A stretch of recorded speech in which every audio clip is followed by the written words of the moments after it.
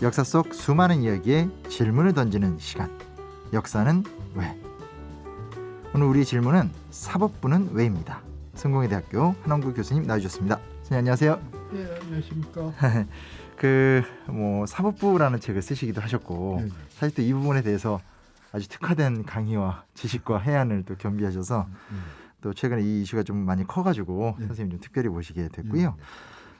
근데 좀 이렇게 한번 정리를 좀 해봐야 될 것 같아요. 왜냐하면 저부터도 사실 얼마 전까지만 해도 그냥 검찰하면 사법부의 뭐 부속 기관, 그러니까 판사랑 검사를 잘 구분을 못했고 주변에 물어보니까 대부분 그렇더라고요. 약간은 좀 법원 또 검찰청 이런 것들에 대한 지휘체계를 한번 좀 정리하면서 얘기를 해보죠. 그 한국에서 많은 사람들이 그 검찰을 사법기관이라고 그렇죠. 알고 있는데 거긴 사법부가 아닙니다. 그 검찰은 행정부에 속해 있어요. 그런데 이제 왜 그런 그 오해를 하게 되냐면 일제 강점기에는 검사국이 고등법원 검사국으로 법원 소속이었습니다. 법원 소속이었는데 그건 이제 이 대륙법 체계에서 그렇고 영미법 체계로 들어오면서 이제 또 많이 바뀌면서 그러니까 하여튼 사법부는 지금 그 행정기관인데 행정기관이 그인데 많은 사람들이 이제 그 사법부를 인식하고 있고 검찰 자신도 사법부인 척을 많이 해요. 스스로도? 그리고 이제 문제가 뭐냐면은 준사법기관이라는 말을 검찰이 공공연히 쓰는데 아니죠. 행정기관이죠. 행정기관인데 그리고 그 준사법기관이라고 하는 의식 속에는 판사하고 검사가 대등하다. 이런 그 오만한 생각이 깔려 있는데 사실은 피고하고 검사가 대등한 위치에서 싸워야 하는 겁니다. 피고와 검사가. 그렇죠. 하기야 사실은 재판장을 가보더라도 높이 자체가 이렇게 판사님들 위에 있잖아요. 그런데 이제 뭔가 저 권위를 갖고 왜냐면 우리 고시 같이 받지 않느냐. 이제 그런 그 의식이 있는 것 같아요. 또 그런 게 있군요. 그리고 이제 굉장히 특권적인 게 이 슬금슬금 그 권력의 심부름을 하면서 검찰의 지위를 이렇게 점점 높여갔는데 물론 이제 그 검사라는 특수 직역을 하기 때문에 임관할 때 다른 데보다 사법시험을 패스하면은 높은 그 직급을 부여받는 거에 대해서 사람들이 또 이제 그런가 보다 하겠지만 이 검사장이 어느 사이에 그 차관급이라는 말이 돼버렸어요. 원래 그런 게 없었던 원래 그런 직급이 없었죠. 그거 없었는데 이제 차관급이라는 게 지금 정부 조직법에도 사실은 없는데 뭐냐면은 자동차를 배정받잖아요. 기관장이니까 자동차가 나오는데 자동차 권력기관이다 보니까 배기가스 기준으로 배기량 기준으로 해서 차관들에게 지급되는 걸로 올려버렸죠. 그거 차관급이라고 하는 거예요. 그러니까 법문에는 없는데 실질적인 없는 거죠. 그리고 이제 또 하나 중요한 건 뭐냐면은 이 검찰 총장 있지 않습니까? 사실 법무부가 검찰이 직제상으로 보면은 법무부의 위청인데 대한민국의 위청장들은 다 청장이에요. 그렇죠. 그런데 검찰총장이거든요. 검찰만. 단어 하나가 주는 의미가 너무 다르네요. 다르죠. 훨씬 더 권위주의적으로 보이고 총장이라고 부르면은 저게 그 위청의 장이구나. 그렇죠. 물론 이제 검찰 총장이 직급상 그러니까 월급 기준으로 이제 장관급 대우를 받는 건 사실인데 그렇다 하더라도 그런 직제상 문민 통제를 받아야 하는 이번에 이제 그 쟁점이 됐었던 것도 그러니까 사실은 그 문민 통제가 그 검찰 같은 특수 기구에 먹혀 드느냐 마느냐 이제 그게 문제가 됐었던 거죠. 그러니까 아무것도 아닌 것처럼 느끼지만 청장과 총장의 차이 같은 것 좀 우리가 좀 주목해서 볼 수 있다. 또 이제 법무부도 사실은 이게 이제 문제인 게 법무부는 정말 행정부서잖아요. 그렇죠. 행정부서인데 이게 문제가 뭐냐면 검찰이 법무부를 점령해버렸어요. 사실은 법무부가 검찰을 통제해야 하는 상위 기관이니까. 그리고 이제 법무부가 가장 이건 군대도 마찬가지예요. 국방부도 문민 통제가 먹혀야 하는 거 아닙니까? 문민 통제는 군에 대한 것만이 아니라 이런 검찰, 정보기관, 또 국세청 같은 그 특수기구에 모두 다 먹혀 들어야 하는데 대한민국에서는 법무부의 요직을 검찰 출신들만 하잖아요. 그러니까 사실 이번에 지난번에 조국 장관 사태, 네네. 조국 장관 사태가 났을 때 조국 장관이 이제 뭐 경력으로 보면 서울법대 나와서 그쵸, 서울법대 그쵸. 교수를 하고 있으니까 대한민국에서 굉장히 그 잘 나가는 경력을 그쵸, 가진 것 그쵸. 같지만, 일반인이 보기엔 아주 명망 있는. 네. 네, 그런데 이 또 법대 출신들은 뭐냐면 쟤는 고시도 못했잖아. 그러니까 그런 얘기가 있더라고요. 네. 오. 그러니까 거기가 좀 그 황당한 게 검찰이나 또 의사사회가 또 그런데 이제 특권층이 그러니까 그 나이 60이 넘어서도 저 이제 형도 뭐 의대 쪽에 그 있습니다만 이렇게 그 친구들 만나서 얘기하고 하는 거 보면은 뭐 정년 퇴임을 한 다음에도 쟤는 의과대학 몇 등이야. 쟤는 연수원 몇 등이야. 이제 이런 그게 있죠. 서열적인. 네, 그런 서열이 있죠. 다만 우리 그 이제 문재인 대통령 같은 경우는 저 연수원 성적이 아주 좋아요. 그러니까 연수원 전체 2등을 졸업할 때 2등을 했는데 이제 고시 볼 때는 저 고시 합격 유명한 얘기 있지 않습니까? 저 경찰서 유치장에서 합격 통보받았고. 맞아요. 뭐 그렇게 되니까 이제 그 사법 시험 성적은 별로 좋지 않았는데 연수원에서 이제 1등을 했기 때문에 그 점에서는 지금 이제 법조 엘리트들도 한 수 접고 들어가는데 사실 노무현 대통령 때는 그러지 않았죠. 그러지 않았었는데 그건 이제 오만한 그런 것들이 많이 작용을 하고 있는데 그러니까 국민들 입장에서 볼 때는 검찰 개혁을 할 수 있는 좀 적임자인데 이게 하여튼 그 일이 잘 안 풀리고 있어서 그게 좀 안타깝습니다. 약간 이제 그 지휘 체계나 여러 가지 부분에서 좀 혼란한 부분에 대해서 말씀해 주셨는데 그러면 어찌됐건 오늘 저희의 좀 주제는 사법부잖아요. 예전에 또 검찰에 대해서 또 자세히 말씀해 주신 적이 있는데 이게 이제 어찌됐건 결과적으로 봤을 때 좀 상황이 안정적이고 국민들이 이제 사법부를 신뢰하고 뭐 판결 잘한다 이러면 또 사실은 그렇게 크게 문제가 될 건 아니잖아요, 그죠? 근데 이제 그렇지 않으니까 이게 더 심각해지는 것 같은데 역사적 연원이 있는 거죠, 선생님. 그럼요. 그 뭐 모든 역사적 사건 문제에는 다 뿌리가 있는데. 그렇죠, 네. 원래 이제 사법부라는 게 그렇잖아요. 그 항상 재판을 받으면은 진적은 억울하게 마련이죠. 그렇죠. 진적은 억울하게 마련이라서 불신의 소지는 있지만 그래도 대한민국에서 신뢰가 도가 행정부나 의회에 비해서는 그래도 높은 기관이었는데 그리고 특히 김병로 대법원장 초대 김병로 대법원장 시절에는 사법부 신뢰가 그래도 상당히 높았었는데 점점 이게 이제 그 추락을 하기 시작을 했단 말이죠. 그래서 그거는 아마 그 권력이 개입을 하면서 사법 이제 정치적인 사건들에 대해서 이제 판결을 이 권력의 입맛에 맞게 그 사법부의 압력을 가하는 거. 그런데 실제 그런 사건은 뭐 그런 게 중요하지 않다는 게 아니라 법원이 다루는 수많은 사건 중에서는 아주 극히 일부죠. 그 정치적인 사건, 제가 이제 그 사건들을 아주 낱낱이 그 조사를 많이 했었습니다만, 극히 일부인데 일반인들이 갖고 있는 그 불신의 뿌리는 뭐냐면은 우리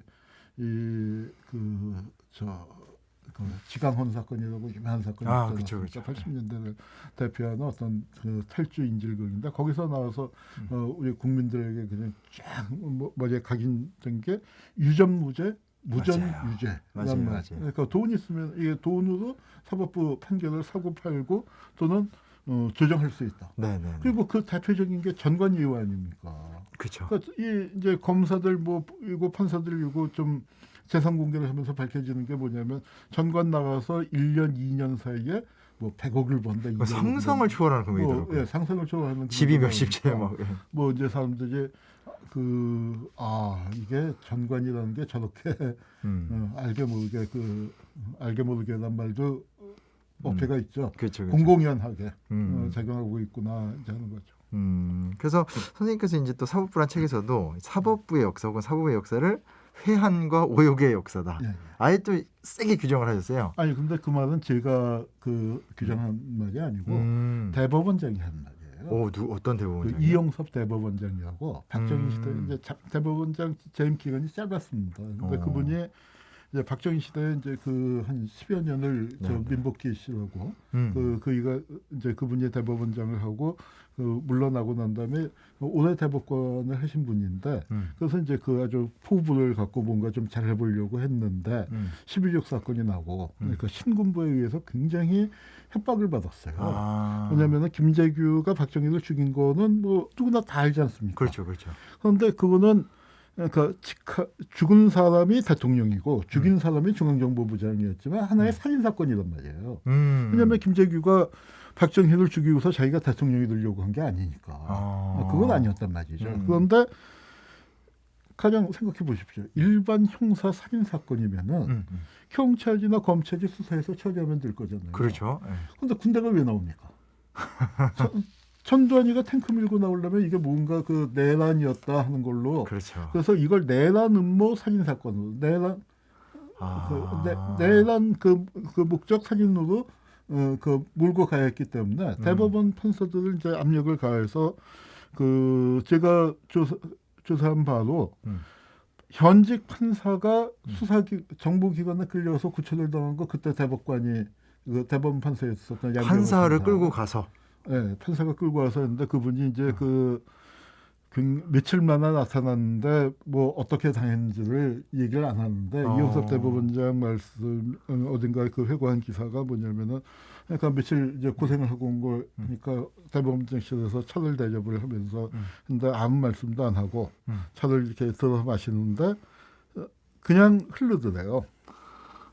네, 그 정도로 이제 구출당했고 몸이 망가져서. 네, 저 이영섭 대법원장은 어떤 험한 일을 당했냐면은 무슨 뭐 망년인지 신년인지 갔더니 전두환 대통령의 팔을 대법원장의 나이는 한참이잖아요. 그렇죠, 그렇죠. 팔을 세게 꽉 잡더래요. 꽉 잡으면서 하는 말이 젊은 대령들이 탱크로 대법원 폭파시키자고 하는데 폭을 쏘자고 하는데 내가 말리느라고 지금 힘듭니다. 뭐 이제 이런 식으로 그 김재규 판결 저 내란 목적 살인으로 판결 안 하고 왜 이렇게 질질 끄느냐 그 압력을 가해서 이분이 마음 고생을 많이 해서 왜 그 구안화사라고 안면신경만 막 돌아가는 거. 그거 걸려서 이제 그 고생하다가 그러니까 이 오공이 들어서면서 퇴임을 하시면서 한 말이에요.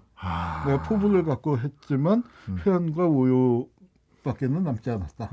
그래서 이제 거기서 그게 제가 대학생 때지만 그 신문 기사를 보고 참 마음이 아파. 그때 무슨 일이 벌어졌는지 몰랐지만 참 마음이 아팠고 그때 이제 또 뭐냐면은 이영섭 대법원장이 옛날 분이라서 한하게 능하신 분이야. 그렇죠. 옛날 분들 참 그런 거 잘하세요. 그 중에서도 특히 그 법관들 중에서도 특히 그 한하게 제일 능통한 분인데 그분의 퇴임사가 화제가 된 게 뭐라고 썼냐면 사법부를 쓸 때 왜 입법부, 사법부, 행정부 할 때 그 부자가 있잖아요. 정부 할 때 그 부자를 써야 하는데 이분이 사법부 그 기자들한테 나눠준 친필 원고에 사법부를 뭐 국방부, 법무부, 재무부 할 때 그 법부로 썼어요.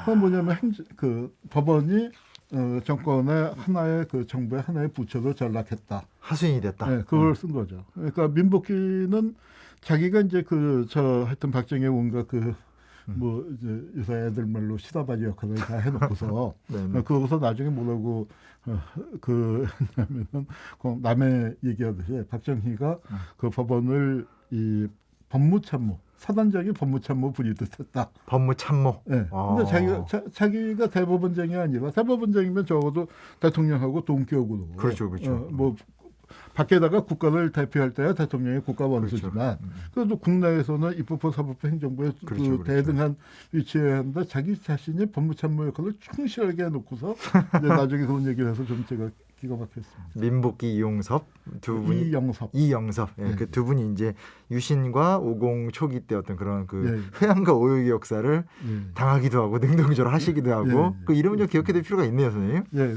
그러니까 그 다음 번에는 이 내란 목적 살인 판결의 주심을 맡았었던 분이 대법원장이 됐어요. 유태흥 대법원장이라고. 이분은 60년대나 70년대 초반까지만 하더라도 이 법관들의 존경을 받던 훌륭한 분이었는데 그 훌륭한 분이었는데 대법원장 욕심이 나셨는지 그렇게 그런 그 전두환 정권에 적극 협력해서 대법원장이 됐고 또 그 유명한 그 인사파동을 겪었죠. 그 법원을 비판하는 저 칼럼을 저 학생들한테 그 데모하다 잡혀온 학생들을 가볍게 형벌을 내긴 사람을 좌천을 시켰어요. 시골 법원으로 아주 저 영월이고 어디로 그 벽지로 쫓아버렸더니 이제 그걸 갖다가 아니 인사 그렇게 하시면 되느냐 하고 그 이제 판사 한 분이 법률신문에다 기고를 했거든요. 그랬더니 그 기사가 나고 이 판사님은 서울로 발령이 난 지 뭐 며칠 안 됐는데 네. 바로 또 울산으로 쫓아보내서 그 대법원장에 대한 탄핵안이 최초로 발의가 됐었죠. 통과는 안 됐지만 그래서 유태영 대법원장이라는 분이 계신데 그분은 그러니까 제일 가슴 아픈 게 뭐냐면 처음부터 엉터리였던 제가 이제 그렇게 되면은 그거는 떡잎부터 그래서 알아봤어겠는데 저 60년대까지만 해도 법원에서 어떤 대들보 역할을 하고 아주 중요한 역할을 하고 했던 분이 이렇게 망가져가는 모습을 이게 역사를 하다 보니까 옛날 것도 보고 이게 그 후의 것도 보고 이렇게 그걸 보는 게 참 안타깝죠. 그러니까요. 그 역사 반복되나 봐요. 저도 이제 뭐 아직은 선배님 위해서 혹시 어리지만 교수님 위해서 어리지만 어렸을 때 되게 존경했던 위대한 학자나 어떤 정치가가 나이 들어서 확 바뀌는 거 많이 봤는데 그게 또 반복되는 측면이 또 있나 봐요. 대표적인 게 전 이완용이라고 생각해요. 그렇죠. 이완용 젊은 시절에 얼마나 애국자 그렇죠. 그 나를 위해서 온갖 그 정말 혼신의 힘을 다해서 노력하다 이도 저도 안 되니까 포기하고서 확 나가는. 그러니까 뭐 좋게 해석해주면 뭐냐면은 저 송병준이 같은 놈이 들어먹지 않게 조선이 망하더라도 좀 안정적으로 소프트 랜딩을 하자. 우당탕탕 먼지 좀 들려게 말하게 하려면 내가 하는 게 낫겠다. 뭐 아마 그 제일 좋게 해석해 주는 게 그런 걸 텐데 하여튼 그렇게 망가져서 만국의 주역이 된 걸 보면 그렇죠. 참. 이제 선생님 말씀 들어보면 그러니까 초대 어찌됐건 대법원장 김병로 선생 때는 그래도 사법부가 권위가 있고 다른 부서에 비해서 존경을 받았고 60, 70년대까지 하더라도 꽤 그래도 사법부의 훌륭한 60년대까지 사법부가 꽤 이렇게 건전한 모습을 갖고 있다가 유신으로 들어가면서 이제 민복기 이런 분들에 의해서 이제 또 망가지고 그게 이제 그 바깥에서는 사법파동을 그 주목을 하는데 저는 사법파동을 깊이 있게 보기 전까지만 해도 그래도 법관들이 저항을 했다고 생각을 했는데 그 저항이 패배하고 나니까 패배주의가 그냥 확 법원에 깔리게 되고 그리고 패배주의 깔리게 되고 또 법관들이 73년도에 이제 많이 그 제명에서 탈락하게 되고 그러니까 그 제명에서 탈락하기 전에 그 희망이 없다 하고 스스로 법관 떠난 분들도 있고 떠나지 않고 남아있던 사람들은 다 쫓아내고 그러고도 법원을 못 믿으니까 군사법원에서 했죠. 그 군법회의로 해서 긴급조치는 유신 전반기에는 다 군법회의에서 했고 그 시절을 우리 이제 한승훈 변호사님 그분 검사다가 이제 그 인권 변호사가 되셨는데 그 당시에 이제 당신도 그 피고가 돼서 법정에 쓰고 그랬던 분인데 그분이 이제 한승훈 변호사님의 유머 감각이 아주 탁월하신데 뭐라고 그 쓰셨냐면 그 비극적인 상황을 아주 그 웃기게 저 표현하신 게 뭐냐면 대한민국에서 정찰제는 군법회의에서 시작됐다 이거예요. 경찰제? 롯데백화점이 아니라 정찰제가 뭐냐면 검사가 구형을 하면은 10년 구형하면 10년, 15년 구형하면 15년, 20년 구형하면 20년. 검찰이 부르는 대로 판결이 나오는 정찰제가 돼버렸다 이거죠. 야, 원래 그게 이제 19세기 파리의 백화점에서 시작된 정찰제가 우리나라 그게 아니라 우리는 군사법원에서 군법회의에서 먼저 시작됐죠. 결국 사법부는 이제 60년대까지 좀 잘 되다가 70년대로 유신 때 이제 결정적으로 어떤 그 법관 재심사 제도라든지 이런 것들이 있으면서 어떻게 보면 좀 그리고 이제 제일 그 컸었던 게 사법파동이 일어나는 요인이기도 한데요. 저 국가배상법이라는 게 있죠. 국가배상법? 네. 근데 국가배상법에 왜냐면 우리나라 군대에서 너무 사람이 많이 죽었지 않습니까? 그러니까 이건 뭐 따로 한번 그 깊이 있게 다뤄야 할 문제인데 군대에서 사람이 워낙 많이 죽으니까 그걸 다 제대로 그 배상을 해주다가 이제 나라 재정이 거덜난단 말이죠. 그러니까 이걸 우선 죽지 않는 군대를 만들어야 하는데 당연히 그걸 안 하고 이제 계속 죽어 나가는데 이걸 갖다가 뭘 했냐면 국가배상법에 법을 고쳐갖고 군인하고 군속은 나라가 정한 것만. 그러니까 속된 말로 그때 뭐라고 했냐면 개값 물어주는 거죠. 인권이 그런 이제 법을 만들었는데 대부분에서 보기에 이거는 법 앞엔 누구나 평등하다 아닙니까? 그렇죠, 그렇죠. 누구나 평등해야 하는데 왜 군인이고 군속이라고 해서 제복 입은 시민이지. 그 시민의 기본 권리까지를 더군다나 국가가 공적인 일을 시키다가 잘못됐으면 거기에 국가가 책임을 다 져줘야지. 왜 이걸 이제 국가가 정한 거 이후에는 배상을 못 받게 하느냐. 그래서 그거를 위헌 판결을 냈는데 이게 사법파동과 유신이 일어나게 되는 중요한 계기 중에 하나예요. 박정희가 저 사법부 말 안 들어서 안 되겠다. 그걸 보고 눈치 빠른 공안검사들이 박정희가 사법부 미화한다 해서 사법부 친 게 거기에 대해서 좀 저항을 한 게 사법파동이 됐고 그리고 이제 유신을 하면서 완전히 사법부를 완전히 찍어 누르고 대통령이 이제 좌지우지하게 했고 그러면서 위헌 판결이 안 나오게 이걸 유신 헌법에서 아예 헌법에다 집어넣습니다. 그런데 문제는 뭐냐면은 87년에 헌법 개정을 할 때 사람들이 워낙 급하게 지금도 있잖아요, 그게. 네, 그러니까요. 87년 헌법에서 대표적인 유신 잔재인데 드러내질 않아서 지금 헌법에까지 그러니까 그대로 남아 있는 군인 대표적인 거죠. 의문사라든지 네. 뭐 어떤 군대에서 겪은 노역 같은 것들에 대해 제대로 배상이나 보상을 못 받는 거. 지금도 그래요. 그러니까 그거는 위헌 소송을 내도 소용이 없습니다. 헌법 자체가 그렇게 되어 있기 때문에. 그러니까요. 참. 어쨌든 좀 이 부분들, 그러니까 유신 체제로 가는 과정 속에서 국가배상법 그리고 또 유신 체제 속에서 뭐 법관 다시 이렇게 이렇게 다시 한번 검토하는 법관 평가하는 어떤 이런 것들이 큰 문제를 일으켰다. 근데 이제 지금까지 얘기 이제 주로 사법부가 피해자인데 피해자 역할만 한 건 아니잖아요. 특히 그렇죠. 이 이후부터는 이제 가해자의 역할을 많이 했던 것 같은데요. 사실 제가 이제 사법부는 책을 쓰게 된 계기가 국정원 과거사위원회 그걸 하면서 이제 국정원이 그러니까 옛날 중앙정보부 안기부가 사법부에 어떤 압력을 가해서 판결을 왜곡시키고 요새 재심에서 무죄 많이 나오는 조작간첩 사건들 고문 조작해서 어떻게 판결 유죄를 만들었는가 이제 그걸 파헤쳤는데 그걸 할 때는 중앙정보부가 가해자고 사법부가 피해자죠. 그때는. 그런데 그걸 쓰면서 굉장히 제가 그거는 그렇게 기록을 해야지만 참 답답하고 힘들었던 거. 그리고 나와서 사법부란 책을 써야겠다라고 얘기한 건 뭐냐면 결과적으로 보면 어떻게 되냐면은 국민이 피해자잖아요. 그렇죠. 그리고 국민들 입장에서는 사법부가 가해자가 된 거 아니에요. 그렇죠.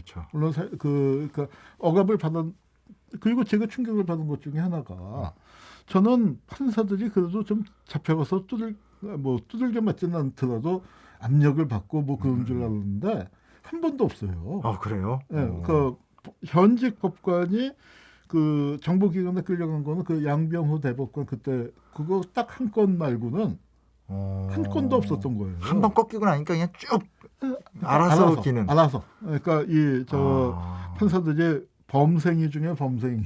그렇죠. 공부 잘하고 눈치 빠르고 많다가 보니까 이제 그렇게 된 거죠. 그래서 그런데 결과적으로 보면은 엄청 국민들에게는 엄청난 가해를 한 거기 때문에 그러네요. 그 부분을 이제 알려야겠다. 그래서 사법부 보고 국정원 사법부 보고서를 하여튼 제가 밤새서 쓰기는 했지만 이것만 남아서는 이거는 거기 기록되어 있는 게 다 역사적인 사실이지만 이것이 갖고 있는 의미는 국민이 피해를 받았다. 그걸 이제 좀 밝혀야겠다 하는 의미에서 쓴 겁니다.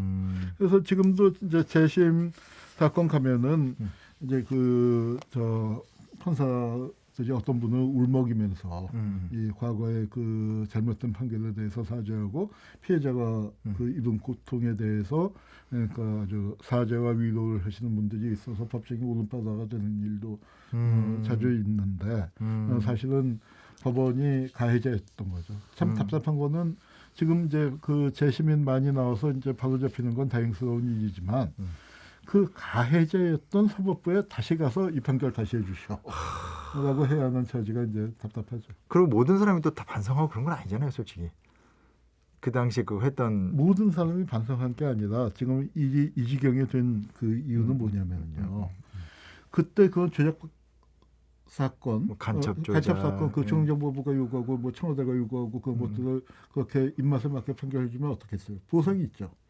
보상을 뭘로 해줬겠습니까? 인사에 반영해서 요직가고 승진 빨리 하고 한단 말이에요. 권력이 되는구나. 그럼요. 그런데 1987년에 우리가 그 민주화를 할 때 그 민주화가 제대로 안 되지 않았습니까? 네네. 제가 늘 하는 얘기지만 과거 청산 없는 민주화가 됐단 말이에요. 그러니까요. 그러니까 그 사법부에서 적어도 조작간첩 사건에서 이렇게 말도 안 되게 중앙정보부 요구받아서 이런 사람들을 쳐냈어야 하는데 그걸 안 쳐내고 하다가 보니까 이 사람들이 경력은 그 승진 점수 내가 제일 좋아. 요즘 경력 내가 제일 빵빵해.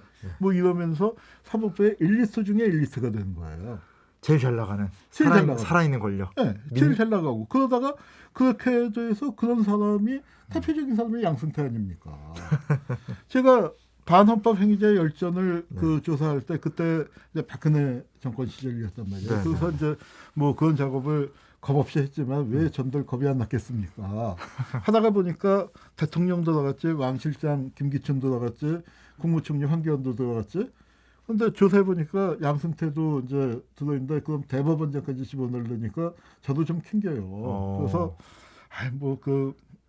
이제 저 좀 웃기게 얘기하면은 우리가 금을 던진다고 그 저수지에 있는 물고기 다 잡는 건 아니니까 좀 이게 하나 뺄까 하고 이제 좀 그런 마음에서도 검토를 해봤는데 도저히 봐줄 수가 없는 게 웬만큼 좀 경계상에 있어야 적당히 이제 그 봐줄 텐데 조작간첩 사건을 6건이나 판결했고 긴급조치가 12건이에요. 양승태 네, 그러니까 아주 법원에서도 두 번째, 세 번째가는 게 만약 저 평판사 시절에 그리고 그 사건이라는 게 4건은 김기춘이가 중앙정보부 대공수사국장 할 때 만들어서 보냈는데 둘이 또 고등학교 선후배 아닙니까? 고등학교, 대학교 선후배 시간에. 그래서 이런 사람들이 그 과거를 반성하지 않고 엘리트도 잘 나가다가 결국은 뭐냐면은 그 사법부도 이제 저지경이 된 게 이 사람들이 가서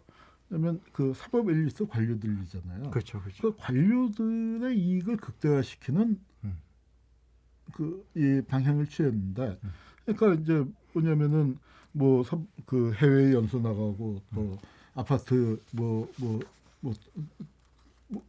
이제 좀 청약받는데 유리하다든지 뭐 하여튼 뭐 여러 가지 이제 하여튼 법관들도 생활인이니까 그렇죠. 그 뭐 애로사항 필요한 것들 있지 않습니까? 그걸 행정부에다가 해서 그걸 높이기 위해서 사법 관료 엘리트 관료들의 집단의 특수 이익을 극대화시키기 위해서 행정부하고 거래를 하는데 거래한 내용이 뭐냐면은 바로 재판을 갖고 그러니까 일반 국민들을 희생시키면서 인권의 최후 보호를 해야 할 사법부가 이제 그렇게 됐단 말이죠. 정리를 해보면 유신 때랑 전단 정권기 때 참 망가졌다면 87년 민주항쟁을 계기로 사실은 많이 개혁이 되었어야 되는데 그러지 않은 상태에서 오히려 그냥 알아서 기었던 사람들이 엘리트가 되고 그 엘리트가 나중에 와서 현재까지도 권력이 된 다음에 굉장히 중요한 심지어 사법 거래하는 문제까지 일으켰다.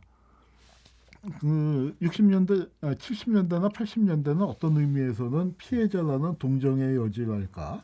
그 사법부가 적극적으로 나서서가 아니라 그 이제 사실은 인권의 최후 보호로서 역할을 하면은 저항을 하고 지켜줬어야 하는데 그걸 지키지 못하고 소극적으로 침탈을 당해서 밀려서 그런 걸 했다라고 봐줄 수가 있는데 그 양승태 사법부 의 문제는 뭐냐면은 그걸 적극적으로 사법부가 자기들의 이익 극대화를 위해서 재판을 무기로 거래를 하고 국민들에게 피해를 줬다는 점에서 오히려 그 사악함의 정도로 얘기하면은 해를 끼친 정도로 얘기하면은 민복기나 유태영보다 훨씬 더 심한 게 아닌가 그렇게 생각을 합니다. 알겠습니다. 뭐 얘기를 듣다 보니까 계속 듣고 싶어지는 상황인데 뭐 그럴 수는 없을 것 같아가지고요. 어쨌든 사실은 인권의 최후의 보루다. 사법부가 제 역할을 못하면 국민이 이제 피해를 받을 수밖에 없다는 게 당연한 얘기인데 그 당연한 얘기가 당연하지 않게 왔던 얘기들을 좀 얘기를 나누게 됐고요. 요걸 맞출 수는 없고요. 저희 다음 주에 계속 얘기 이어서 좀 역사적인 좀 판례 위주로 한번 얘기를 또 나눠보도록 하겠습니다. 선생님 너무 감사합니다. 감사합니다. 지금까지 성공회대학교 한원구 교수님이셨습니다.